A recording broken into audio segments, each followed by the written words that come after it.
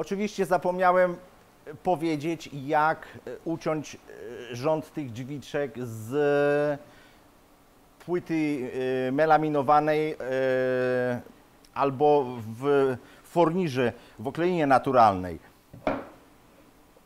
Więc procedura jest bardzo podobna jak do drzwiczek drewnianych. Bierzemy wszystkie przerwy między ostatnim panelem i między drzwiczkami. To jest 1/8, czyli to jest 3,2 mm. Wszystko to dodajemy do siebie i mamy, dla przykładu, tu jest 5 drzwiczek, czyli musi iść 10 sztuk okleiny. 2, 4, 6, 8, 10. Ja tu mam przygotowane. Pamiętajcie, żeby użyć tej okleiny, którą będziecie kładli na krawędzie, dlatego że mam tu na przykład melaminę czarną i widać to gołym okiem, że jedno od drugiego jest, tu mam akurat suwmiarkę, to ma 10 mm, a to ma 6 mm, także różnica jest 4 mm.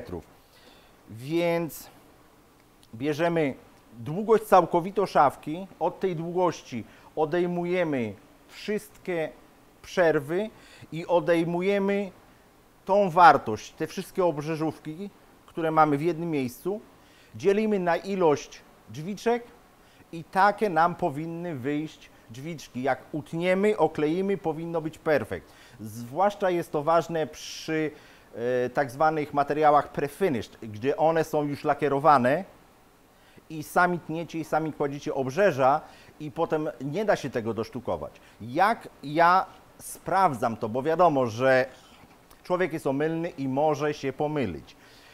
Dobrze jest uciąć z odpadu ten wymiar, który Wam wyjdzie. To jest akurat odpad, to nie jest adekwatny do rozmiaru tych drzwiczek, to jest po prostu, żeby pokazać, jak ja to robię. Z odpadu to nie musi być takie duże, mogą być kawałki. Układam 5 drzwiczek, które idą. Potem wkładam obrzeżówkę, która wszystka ma iść między nie. I potem mam aluminiowe takie listwy przygotowane tylko i wyłącznie do tego do mierzenia. One są 3,2 mm, czyli 1/8, czyli jest tak, jedna listwa, dosuwamy, druga listwa, dosuwamy, trzecia listwa i ponieważ na końcu jest końcowy panel i też musi być przerwa, dodajemy jeszcze dodatkowo listwę. Czyli w sumie jest raz, 2, 3, 4, 5 listew, czyli raz, 2, 3, 4, jeszcze jedna, 5 listew, 10 obrzeżówek i to tyle. I mierzymy i nam powinno wyjść tyle nam powinno wyjść jak wymiar prawidłowy do szafki.